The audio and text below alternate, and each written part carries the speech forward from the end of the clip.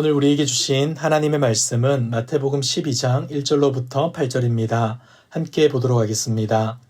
그때 예수께서 안식일에 밀밭 사이로 가실새 제자들이 시장하여 이삭을 잘라 먹으니 바리새인들이 보고 예수께 말하되 보시오 당신의 제자들이 안식일에 하지 못할 일을 하나이다.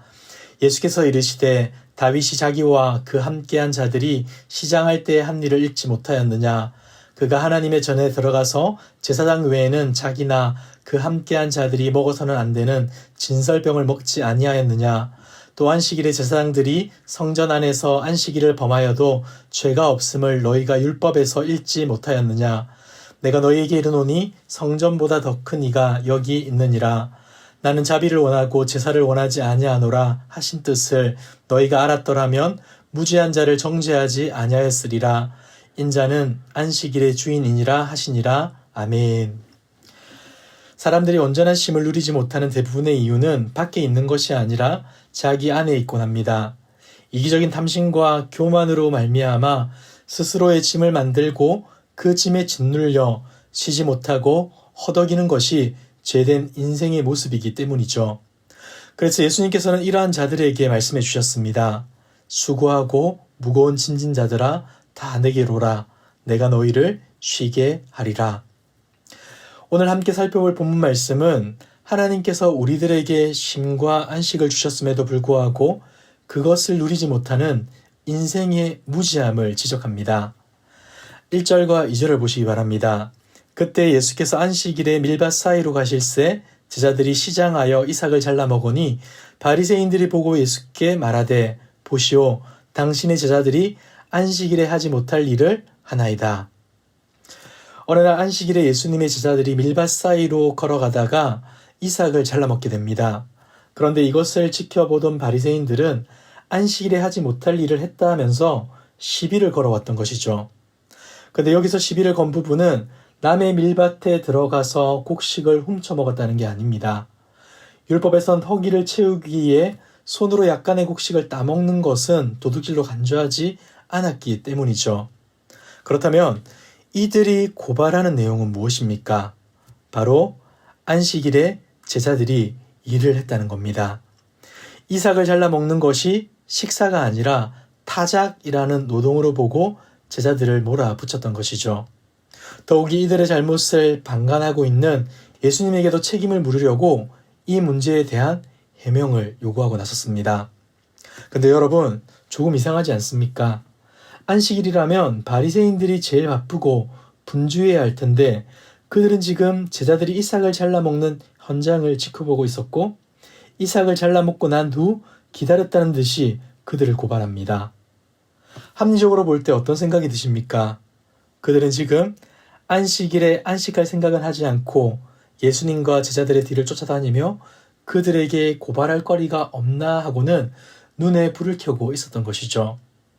안식일을 명하신 하나님의 말씀은 따르지 않고 예배하지도 않았던 것입니다. 도리어 예수님과 제자들을 고발하려고 쫓아다녔던 것입니다.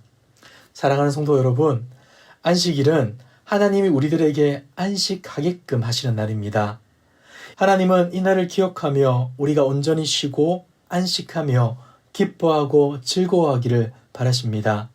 그런데 죄악된 인간들을 가만히 내버려두면 어떻게 합니까?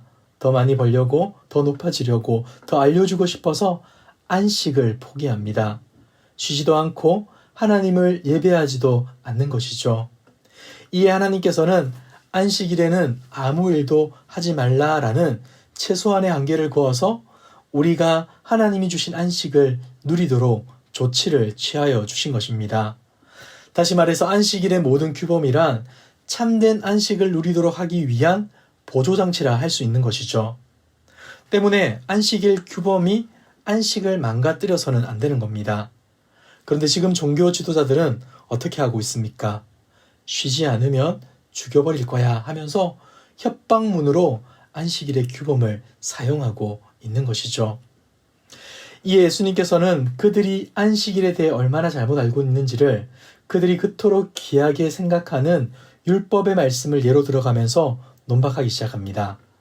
먼저는 다윗을 예로 듭니다. 사무엘상 21장을 보시면 다윗이 사울로부터 도망치던 중에 제사장 아히멜렉이 주는 진설병을 먹고 허기진 배를 채웠던 기록이 있습니다.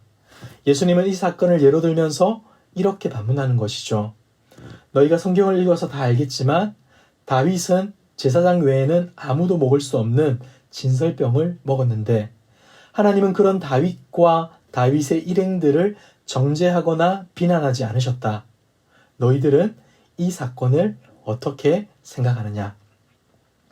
예수님은 다윗과 함께한 사람들이 모세의 율법, 성전법을 어겼을 때에도 하나님은 다 용납해 주셨는데 내 제자들이 미리삭 잘라 먹은 것 가지고 니네들이 왜 이렇게 난리를 피우느냐라는 식으로 반문하고 있는 겁니다. 그리고는 한 가지 예를 더 드십니다. 5절입니다. 또 안식일에 제사장들이 성전 안에서 안식을 범하여도 죄가 없음을 너희가 율법에서 읽지 못하였느냐? 무엇에 대한 지적입니까? 바로 제사장들의 노동입니다. 안식일에는 아무도 일할 수 없다라고 율법이 규정하고 있지만 정작 제사장들은 안식일에 더 많은 일을 하게 됩니다. 제사를 준비하고 희생제물을 드리고 진설병을 교체하는 등 그들이 제일 바쁜 날이 안식일인 것이죠. 그러나 정작 성경은 그들이 안식을 범했다 말하지 않습니다. 그들은 참된 안식을 위해 드려지는 예배를 준비하는 자이기 때문이죠. 그런데 주님은 여기서 한 가지 사실을 덧붙여 설명을 이어가십니다. 6절을 보시면 내가 너희에게 이르노니 성전보다 더 큰 이가 여기 있느니라. 예수님은 다윗보다 성전보다 더 크신 분이시기에 예수님과 함께 있는 자들이라면 예수님의 구속 사역이 이루어지고 난다면 우리는 율법의 이런 규범들에서 자유할 수 있다는 것을 말해주고 있는 겁니다. 여러분, 지금 예수님은 율법 자체의 잘못을 지적하거나 율법을 폐하겠다는 것이 아닙니다. 도리어 그들이 오해하고 있던 율법의 말씀을 바르게 설명하시고 율법을 주신 하나님 아버지의 마음을 알려주고자 이렇게 말씀해 주는 것이죠. 그래서 7절에서는 이렇게까지 말씀합니다. 나는 자비를 원하고 제사를 원하지 아니하노라 하신 뜻을 너희가 알았더라면 무죄한 자를 정죄하지 아니하였으리라. 이스라엘 백성들은 제사를 열심히 드렸지만 제사를 드리라고 하신 하나님의 마음은 제대로 알지 못했습니다. 율법의 각종 요구사항들이 왜 있는지도 모른 채 규정에만 얽매여 하나님이 원하시는 자비와 긍휼, 순종과 은혜 베품에 대한 마음은 다 놓쳐버리고 말았던 것이죠. 사랑하는 성도 여러분, 우리는 하나님께서 허락하신 율법의 의도와 목적이 무엇인지를 생각해 보아야 합니다. 율법주의자들은 하나님께서 율법을 주신 목적이 심판하고 정죄하기 위한 도구로 생각합니다. 그리고 이런 의식을 가진 성도들은 자신도 그러한 법에 매여 살아가게 되는 것이죠. 그 법을 주신 하나님의 마음을 잃고 그 하나님과 인격적인 교제를 나누려는 마음이 전혀 없기 때문에 그러한 일을 하고 마는 겁니다. 그러나 여러분, 하나님께서 주신 모든 율법들은 우리를 위하여 우리를 사랑하셔서 우리들을 살리려고 주셨습니다. 결코 우리들에게 올무를 놓아서 시험에 빠뜨리게 하려고 주신 법이 아닌 것이죠. 목자가 양떼를 위하여 울타리를 쳐두는 이유가 무엇입니까? 넘어가는 놈들을 때리고 벌 주기 위한 것입니까? 아니면 양떼의 생명과 안전을 보호하기 위함입니까? 율법은 울타리입니다. 우리를 보호하기 위한 것이죠. 그런데 율법의 기준으로 누가 옳고 누가 그른지를 판단하려는 사람들이 있습니다. 이런 자들에게 예수님께서는 나는 자비를 원하고 제사를 원하지 않는다라고 말씀합니다. 제사, 예배, 의식이 필요 없다는 것이 아니라 모든 것 가운데 자비가 있어야 한다는 것입니다. 왜냐하면 진정으로 하나님께 예배하는 자는 나는 이렇게 주님을 예배하는데 너는 왜 하나님을 예배하지 않아 하고 정죄하지 않는 존재이기 때문이죠. 진정한 예배자는 바르게 예배하지 못하는 자가 있다면 그가 하나님께 나아갈 수 있도록 돕고 섬기게 됩니다. 주님이 주신 법으로 정죄와 심판이 아니라 긍휼과 자비를 베풀어 그들로 하나님의 은혜를 누리게 하는 것이 참된 예배자이기 때문이죠.